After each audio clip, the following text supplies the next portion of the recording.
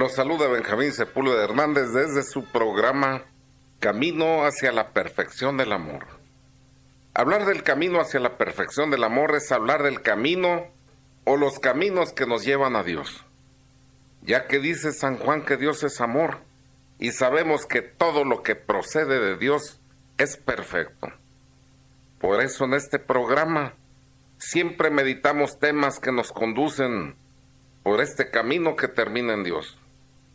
El día de hoy quiero hablar en este curso de espiritualidad y vida interior, de la dirección espiritual. Decíamos que los medios generales para alcanzar la perfección, esto es la santidad, son comunes a todas las almas que están deseosos de adelantar en la virtud. Y estos medios pueden ser internos o externos. De los internos, el deseo de la perfección, el conocimiento de Dios y de sí mismo, la conformidad con la voluntad de Dios y la oración, que fue el apartado que terminamos el día de ayer. De los medios externos, la dirección espiritual, el plan de vida, curas y pláticas espirituales y la santificación de las relaciones sociales. Pues de estos medios externos vamos a revisar el primero, que es la dirección espiritual. ¿Qué es la dirección espiritual? Pues en un sentido estricto, la dirección espiritual es una relación estable entre una persona experimentada en la vida espiritual que funge como el director espiritual y otra que busca dirección, consejo, doctrina y aliento para progresar en su camino de vida espiritual, humana y apostólica. Para llegar a este fin, quien busca consejo se dispone a seguir con docilidad las indicaciones recibidas de su orientador espiritual, que es el director. Sin duda que el camino a la santidad cada quien lo recorre. Igual que vamos a ser juzgados individualmente, no colectivamente, bueno, pues cada quien recorre su propio camino. Pero el director espiritual ayuda a su dirigido trazándole rutas para cada momento de la vida espiritual. Y es que somos en nuestras pasiones dominantes como los pulpos que tienen muchos tentáculos. Le aplastas uno y estira los otros. Por eso traza el director espiritual rutas, caminos, da modos para seguir progresando en cada momento de la vida espiritual. No se trata de que empuje el director, que esté forzando, sino que conduzca suavemente, respetando la libertad de las almas.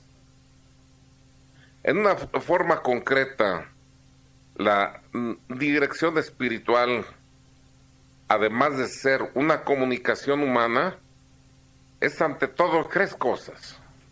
1, un diálogo de fe. 2, dentro de la iglesia. Y 3, de dos personas que buscan juntamente conocer la voluntad de Dios en lo concreto de la vida, en los hechos ordinarios de la vida. Diálogo de fe. Esto quiere decir que el diálogo se desenvuelve en un ambiente lleno de fe. El dirigido tiene fe en que su director espiritual ha sido puesto por Dios para esta misión, y él cree que está ahí por misión divina. El diálogo no se establece necesariamente porque exista una afinidad natural o una amistad particular previa, sino que ambos están conscientes de estar inmersos en un plan divino. ¿Qué significa dentro de la iglesia? Bueno, significa la conciencia que ambos tienen de formar parte del cuerpo místico de Cristo, que es la iglesia. Es decir, que los lineamientos que un director espiritual seguirá para dirigir a nivel espiritual, doctrinal y moral son los de la Iglesia Católica. Ello exige, por lo tanto, preparación y coherencia con nuestra fe, recurriendo siempre a la fuente de la verdad que se encuentra en la Sagrada Escritura, en la tradición y en el magisterio, más que en sus propias opiniones subjetivas. Pero dijimos también que es un diálogo de fe dentro de la iglesia de dos personas que buscan juntamente conocer la voluntad de Dios en lo concreto de la vida. Ya mencionamos cómo la dinámica de esta relación no es tanto el influjo que el director tiene sobre su dirigido en cuanto la luz del Espíritu Santo que está iluminando sobre los dos para que busquen juntos la voluntad de Dios. Y una vez que es comprendida cuál es esa voluntad, hay que realizarla de todo corazón. Es decir, hay que amarla y actuarla, porque sabemos que en esa voluntad de Dios que se nos manifiesta está su amor y el plan divino para nosotros de una forma concreta. Por otro lado, el director espiritual debe entender que no es un psicoanalista y debe ser fiel a su misión que ha recibido de Dios. Entonces, la dirección va a lo concreto, a la parte espiritual, pero o ya otros problemas emocionales y de cualquier otra índole, pues serán tratados por psicólogos o por gente que a esto se dedique. Bien, si se pregunta, ¿tú qué piensas, Maru? ¿La dirección crees que sea algo nuevo en la iglesia o que se da desde muy antiguo? Desde muy antiguo. Desde muy antiguo, tiene razón. Mira, buscando en las Sagradas Escrituras algún fundamento para la dirección espiritual, encontramos que las exhortaciones para seguir el consejo de un hombre prudente no son extrañas. Por ejemplo, Samuel aprendió a escuchar a Dios en las profecías del sacerdote Elí. Cornelio fue enviado a San Pedro y a San Pablo se le cayeron las escamas de los ojos hasta que habló con Ananías. Y el mismo San Pablo, en otras circunstancias, nos narra la Escritura cómo también consultó a San Pedro. O sea que dialogar individualmente con alguien sobre la propia vida espiritual es una práctica antigua y bien arraigada en la iglesia desde sus orígenes. Por ejemplo, en los primeros siglos, muchos monjes santos que nos narra la historia de la iglesia, como Pacomio, Antonio, Patricio, Doroteo y Juan Climaco, fueron dirigidos por un padre espiritual. Posteriormente, ellos mismos desarrollaron esta misma tarea con otros discípulos que Dios les arrimó. Pues bien, pero las circunstancias del mundo han ido cambiando y también este proceso histórico ha tomado modos diferentes en la dirección espiritual. Primero se dio una relación de maestro-discípulo.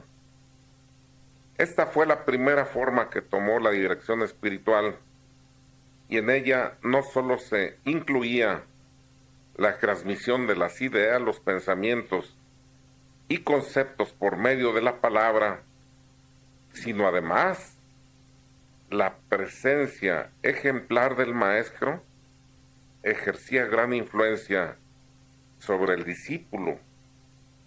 Considerados como maestros de la vida espiritual, no solo transmitían conceptos teóricos, sino que su instrucción abarcaba todos los aspectos de la vida y del comportamiento moral.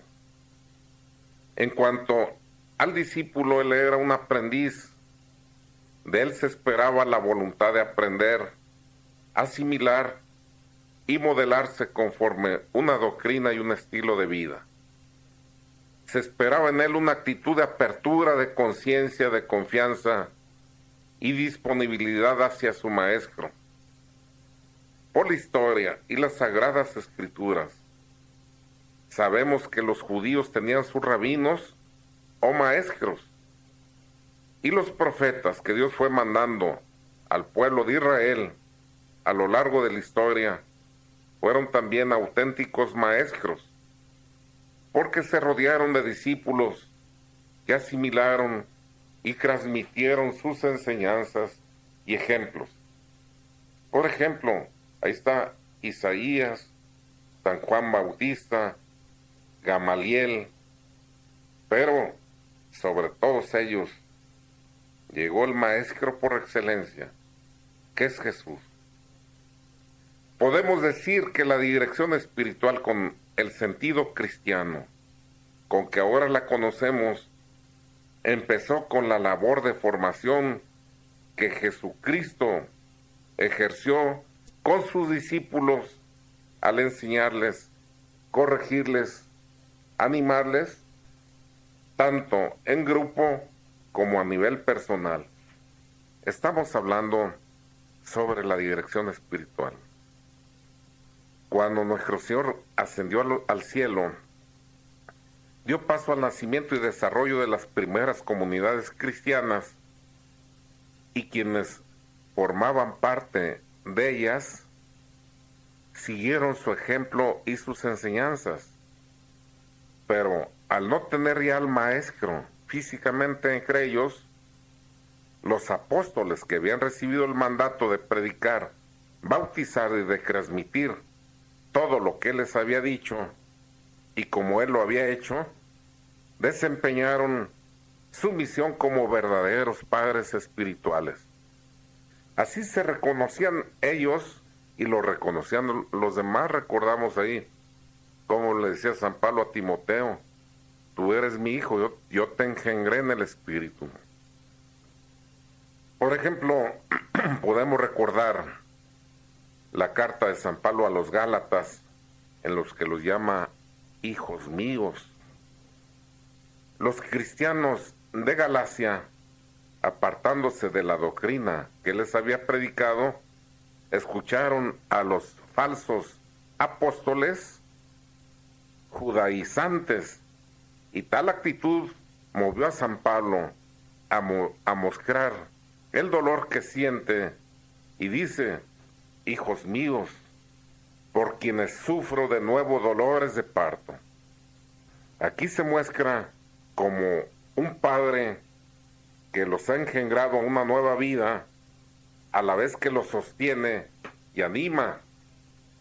Después de fundadas las nuevas comunidades, los apóstoles se preocuparon de dejar en ellas personas dignas y con autoridad, que los sustituyeran como guías espirituales, buscándoles auténticos padres espirituales a aquellos fieles que fueran capaces de guiarles, educarles en la fe, con gran celo y entrega de vida heroica, que fue lo que caracterizó a los cristianos de los 3 primeros siglos de la iglesia naciente.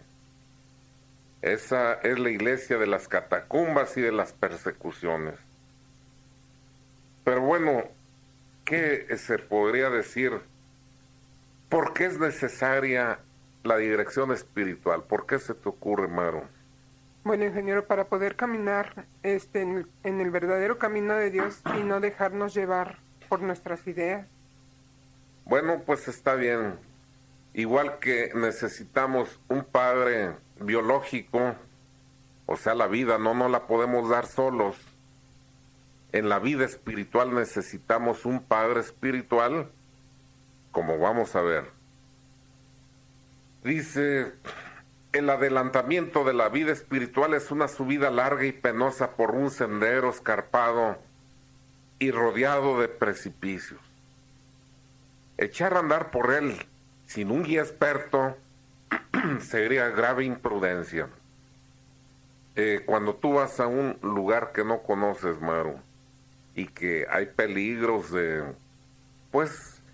precipicios, de zanjas profundas que no conoces, ¿te animarías a caminar sola o buscarías apoyarte en alguien que conozca esos lugares? No, yo pido que me orienten para saber por qué camino voy y cuál es el mejor para seguir. Bueno, entonces eso es justamente lo que es la dirección espiritual. Es que mira, echar a andar sin un guía experto, como lo acabas de decir tú, sería una grave imprudencia. Es fácil engañarse acerca del estado de la propia alma. No podemos ver con claridad las cosas que se refieren a nosotros. O sea, la zorra no se ve su cola. Dice San Francisco de Sales, no podemos ser jueces imparciales de nuestra propia causa, ya que tendemos a ser indulgentes y complacientes con nosotros mismos, en forma tan imperceptible que solo una mirada engrenada puede descubrir en nosotros esos vicios. A nuestra propia mirada siempre van a estar ocultos. Y lo peor es que aquellos que deciden caminar por sí mismos sin apoyos de un director, cuando otra persona les menciona sus defectos, tienden a negarlos o a sentirse ofendidos. Por eso entendemos que se requiere de un orientador espiritual que diagnostique imparcialmente acerca del estado de nuestra alma y prescriba los remedios que sean más eficaces de acuerdo a su experiencia. ¿Tú piensas, Maru, que puede dar un camino al que nunca lo han dado? Por supuesto que no. Bueno, pues entonces el director espiritual ya debe ser un experto que haya andado por donde está haciendo caminar a los que Dios le pone. Sí, ingeniero, a mí se me ocurre ahorita, pensando en todo lo que está diciendo, como alguien que va a escalar una montaña. Lleva una dirección, una persona experimentada, pues para que él no se vaya a perder en ese camino, porque no lo conoce y es muy peligroso para una persona que, por ejemplo, pensando en una montaña de nieve, se le puede venir una avalancha, y esa avalancha puede ser todos esos defectos que nosotros tenemos, que como usted dice, si no vamos con una persona que nos oriente, pues nos puede sepultar buscando la cima. Perfecto. Pues ahí está. Entonces, este experto diagnostica imparcialmente acerca del estado de nuestra alma y prescribe los remedios que sean más eficaces, como lo hace el médico en materia de la salud física. ¿Por qué hemos de querer ser maestros de nosotros mismos en lo que toca al espíritu cuando no lo somos en lo tocante al cuerpo? Y ya lo dije, cuando nos sentimos mal vamos al médico, no nos curamos nosotros mismos, pero la parte espiritual es más importante y a veces queremos hacer esta labor imprudentemente. Hay que recordarle el ejemplo que nos dan los doctores cuando se enferman. Ellos llaman a otro médico para que juzgue qué medicamento les convienen más de acuerdo a su diagnóstico. O sea, confían en otro médico siendo ellos mismos médicos, ¿verdad? Sí. Para mejor entender esta necesidad, en forma breve, voy a mencionar algunos de los principales obstáculos con los que se tropieza uno en las 3 vías que llevan a la perfección. ¿Cuáles son estas? Pues la etapa purgativa, la iluminativa y la unitiva. Pues miren, en la vía purgativa, que es de los principiantes, los que apenas empezamos a hacer nuestro despojo, el problema que más debemos temer es el de las recaídas. Y para evitarlas el remedio es hacer penitencia abundante y fuerte, en proporción con el número y gravedad de las faltas que cometemos. Ya que si se comete una falta grave y se evita ese periodo de desagravio por medio de penitencia esforzada, y solo se dice, Señor, perdóname, ya tomé conciencia de mi pecado, no lo vuelvo a hacer, piensas borrón y cuenta nueva, y quieres luego seguir inmediatamente por los caminos de la perfección, como si nada hubiera pasado, lo que va a ocurrir es que Dios nuestro Señor, para hacer esa obra purificadora, probablemente te retire los consuelos sensibles, las luces, el gozo que se da en la oración y en la vida espiritual, y eso nos va a provocar desaliento, y con eso vienen nuevas recaídas.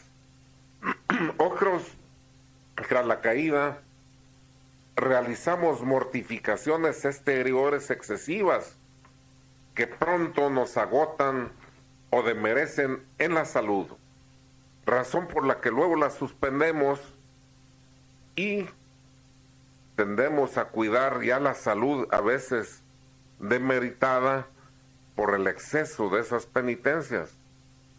Y al dejar entonces de cuidar el mantenerse en un régimen de renuncia y de oración, se puede caer en la tibieza. Como se ve, pues es muy importante que un director experto estimule en el primer caso a que se haga penitencia tras la caída como un medio de expiación, y con eso se va a lograr además una fortaleza. Y en el segundo caso, les modere el excesivo ardor penitencial, que en lugar de fortalecer, debilita y lleva a la tibieza. Otro peligro en esta vía viene de los periodos de sequedad espiritual que llegan después de un tiempo en que se han experimentado consuelos dulces y sensibles. Cuando esto sucede, las almas temen que han sido abandonadas por Dios y dejan los ejercicios de piedad, abandonándose al tedio. En estos casos, un director espiritual experimentado en el tiempo de consolaciones prepara a su dirigido haciéndole saber que éstas no duran para siempre, y en el momento que llega la sequedad lo consuela, asegura y conforta el alma de su dirigido, haciéndole ver que no hay cosa mejor para confirmarnos en la virtud y para purificarnos y hacernos avanzar en el amor que la sequedad espiritual o aridez. Y es que lo que sucede, que cuando nosotros vamos a la oración, y esta es una oración dulce, llena de gozo, y que decimos, Señor, ya quiero quedarme aquí contigo. Estamos repitiendo lo que decía San Pedro: hagamos 3 tiendas, una para Elías, una para Moisés, una para ti. Se olvidó de sí mismo. Y dice la Escritura, es que estaba enajenado por aquella visión de la transfiguración.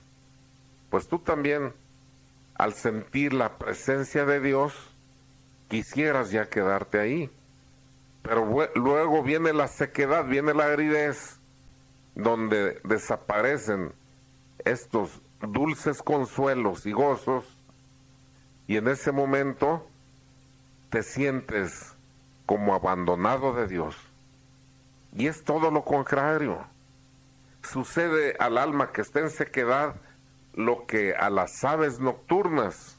Un tecolote, por ejemplo, a las 12 del día, cuando está el sol majestuoso en todo lo alto, a lo mejor diría, apagaron la luz, ya no puedo ver nada.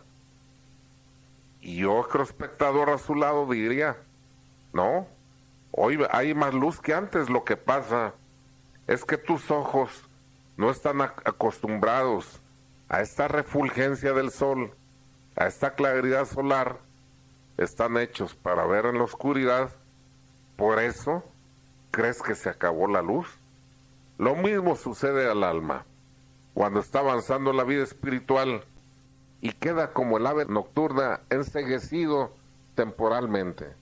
Pero a diferencia del tecolote que puse de ejemplo, el tecolote nunca se va a acostumbrar a la luz solar de mediodía, mas el alma sí. Se va adecuando y entonces va a ver y sentir gozos todavía más dulces y grandes que antes. Estamos hablando de la dirección espiritual. Estamos revisando en este momento en las diferentes etapas de la vida espiritual, en la etapa purgativa de los que empezamos, en la etapa iluminativa, los que ya han terminado su despojo de pasión dominante, y los de la etapa unitiva, que es ya en los umbrales de la santidad, ya para llegar a la unión transformante, que es la vida del santo. Pues bien, en la segunda etapa, que es la vía iluminativa, ahí entonces es más necesario el director espiritual para que haga el discernimiento sobre cuáles virtudes conviene que practique su dirigido y los medios para ejercitarse en ellas. De igual manera, le va a ayudar a tomar el método más provechoso para su examen de conciencia. Y cuando el dirigido exhibe cansancio al ver que el camino de la perfección es más largo de lo que pensaba, es el director el que lo alienta y consuela y le estimula para que se esfuerce recordándole la hermosa vida que le espera una vez que supere esta etapa de prueba. Y ya en la última etapa, en la vía unitiva, aún es más necesaria la ayuda del director espiritual, ya que para entrar en ella es necesario cuidar mucho de los dones del Espíritu Santo y ser constantes a sus inspiraciones, a las inspiraciones del Espíritu y de la gracia, pero para discernir estas inspiraciones y cuáles son de origen divino y cuáles proceden del demonio o de la naturaleza, es necesaria la dirección sabia y desinteresada del director espiritual, pero sobre todo cuando se hace necesaria su presencia y ayuda, es cuando se padecen las primeras pruebas pasivas, cuando la sequedad, los desalientos, los temores a la divina justicia, el asedio de las tentaciones, la imposibilidad de meditar por procedimiento discursivo, y cuando vienen los eventos más contradictorios. Es que miren, Dios no escatima recursos para santificarte. Permite a veces pruebas dolorosas en la vida, humillaciones, persecuciones. Hasta el demonio interviene ahí con mortificaciones a veces extraordinarias por permisión de Dios. Pues ante la imposibilidad en esos momentos de meditar, de orar, de las almas, hacen que el alma de la persona que está viviendo entre en terrible turbación, o cuando también se saborean al lado contrario, las dulzuras de la contemplación es donde se requiere discreción, humildad, docilidad y prudencia para saber juntar la actividad con la pasividad. En este tiempo, si no se cuenta con el apoyo de un director, hay riesgo grandísimo de desviarse. Si no se cuenta con los consejos de un guía experto, hay riesgos muy grandes. Por eso Santa Teresa manifestaba su alma al desnudo a sus directores, y San Juan de la Cruz recomienda tantas veces que hay que declarar y manifestar todas las cosas al director. Y dice, quiere Dios que el hombre se someta a la dirección de otro hombre, y es su voluntad que ni aún a las verdades sobrenaturales que Él mismo nos manifiesta demos plena fe si no pasan por el canal de una boca humana. Así de importante pues es esto. Dios mismo es el que se somete en esas manifestaciones o verdades sobrenaturales.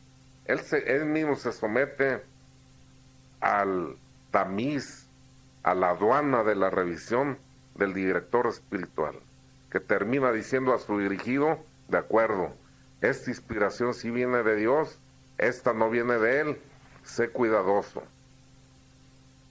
Empezamos al principio del programa diciendo que el Espíritu Santo está iluminando a uno y a otro. Al director siempre le va a estar dando luces para llevar a su dirigido por camino seguro. Esta es una realidad tan grande que quienes ejercen este oficio de dirigir algún alma lo conoce bien y sabe bien las maravillas sobrenaturales que a veces ocurren en estos diálogos entre dirigido y director. Pues coinciden en afirmar algunos maestros de la vida espiritual que de 1000 almas que Dios llama a la perfección, apenas 10 le corresponden, y de 100 que llama a la contemplación, 99 rechazan el llamado. Y la razón de esta está en la falta de maestros en el espíritu. Ellos son, después de la gracia de Dios, los pilotos que guían a las almas por el mar desconocido de la vida espiritual. Y si ninguna ciencia ni arte, por sencillo que sea, se puede aprender sin maestro, que les enseñe mucho menos se puede entender la ciencia evangélica tan llena de profundos misterios si no hay el apoyo de un director espiritual. Por eso estiman que es moralmente imposible que sin milagro o sin maestro pueda un alma pasar por todos esos años que se requieren de elevación y asperezas en la vida espiritual, sin riesgo de perderse. Por todo lo anterior, bien puede decirse que el camino ordinario para adelantar en la vida espiritual es seguir los consejos de un director sabio. No hay pues cosa más eficaz para santificar las almas, con tal que se guarden las reglas que a continuación vamos a darles. Primero, ¿cuál es el objeto de la dirección? El objeto de la dirección es todo aquello que tiene que ver con la formación espiritual de las almas. La confesión, para que entiendan la diferencia entre confesión y dirección, la confesión solo se limita a la confesión de los pecados, pero la dirección va mucho más allá. Se remonta a la causa de los pecados, a las inclinaciones, al temperamento, al carácter, a los hábitos contraídos, a las tentaciones y a las imprudencias. Todo para poder dar los remedios exactos contra la raíz del mal. El director, conocida la raíz del problema, no solo recomienda el ejercicio de la virtud contraria a la falta o faltas, sino también la realización de prácticas de vida interior y el cumplimiento de los deberes de estado y vocación. Como se ve, pues, es muy amplio el campo de la dirección. ¿Qué deberes tiene el director? San Francisco de Sales dice que el director debe poseer 3 cualidades principales: caridad, ciencia y prudencia. Y dice, si el director careciera de cualquiera de estas, habrá peligro en llevar la dirección con él. En cuanto a los deberes del dirigido, el dirigido considera a nuestro Señor en la persona de su director, ya que toda autoridad viene de Dios. El dirigido deberá respetar a su director como un hijo respeta a su padre y acompañar este respeto de confianza filial y gran franqueza de corazón, ya que cuanto más nos conozca el director, más podrá ayudarnos. Por otro lado, la franqueza ha de estar acompañada de docilidad para obedecer y seguir los consejos del director. El director se puede equivocar, pero el dirigido no, si obedece, ya que lo hace de manera sobrenatural. Obedece por amor a Dios. En caso de cambiar de director por alguna razón grave y después de maduras y serias reflexiones, se tiene que tener continuidad en la nueva dirección, cosa que no se consigue si se cambia con frecuencia de director. Pero dado que la Iglesia cuida mucho la libertad que tenemos para escoger nuestro director, si tuviéramos justas razones para cambiarlo, no debemos dudar un solo instante en hacerlo. Y una cosa que nunca debemos olvidar es que nada aprovecha la dirección si el director y el dirigido no colaboran juntamente con confianza mutua. Pues en una forma muy sintetizada, estas son las condiciones sobre las que debe llevarse a cabo la dirección.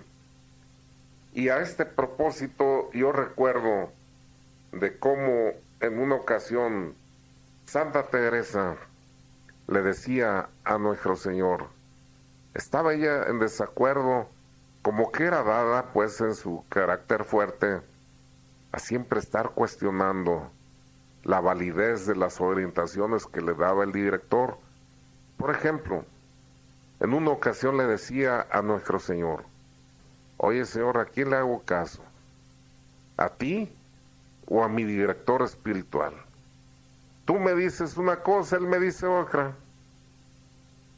Y fíjense nada más, casi le estaba haciendo juicio sumario al pobre director. Pensó que le iba a contestar nuestro Señor, oye Teresa, pues ¿cómo se te ocurre preguntar esto? Pues que no soy yo el Señor. ¿Cómo puedes entonces cuestionar a quién te hago caso, a ti o a él?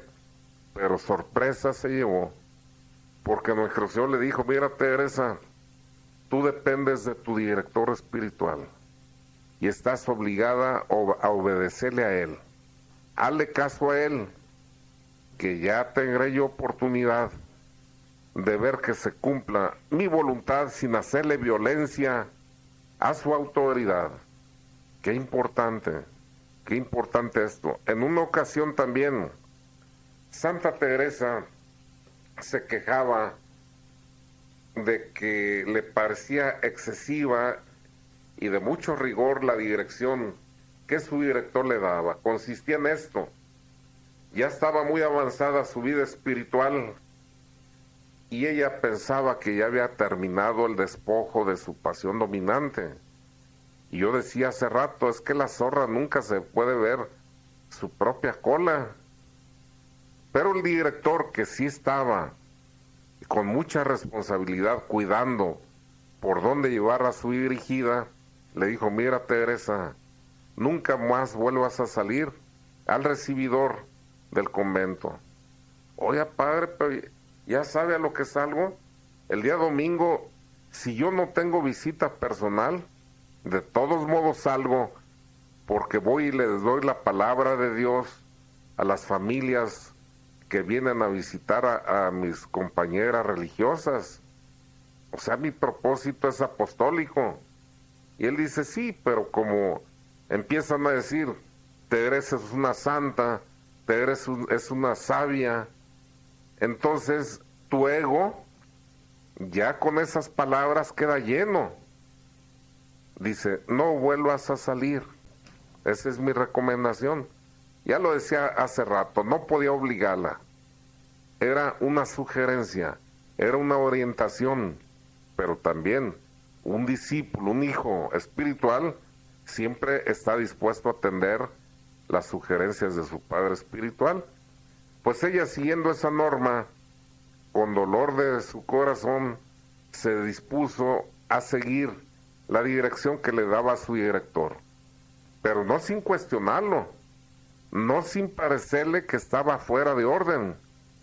Le parecía exagerada la dirección que le habían dado. Pues dice que llegó el domingo, y a medida que pasaban los minutos y los segundos, entraba en un conflicto interior tan grande que empezó a sufrir terriblemente, y los minutos le parecían eternos, y ya no pudiendo resistir, en lugar de irse al recibidor como hubiera querido, corrió a buscar el consuelo en la capilla de su convento, y allí ante el Santísimo empezó a recitar el Veni Creator, un himno al Espíritu Santo. Y en ese momento le llegó su primer éxtasis. Es como si nuestro Señor dijera: ahora sí, ya me entregaste tu último conejito, el último reducto que te guardabas, que me separaba de ti, pues yo me doy completo. Y le vino su primer éxtasis. Así de importante es dejarse conducir por el director espiritual. Sin director, difícilmente, salvo un milagro, podrá haber avance en la virtual, o no lo hay. Esta fue una aportación de Benjamín Sepúlveda Hernández. Sigan buscando todos esos recursos, hagan su despojo, hagan oración permanente y busquen un director espiritual que los siga conduciendo por los caminos de la santidad. Que Dios los bendiga.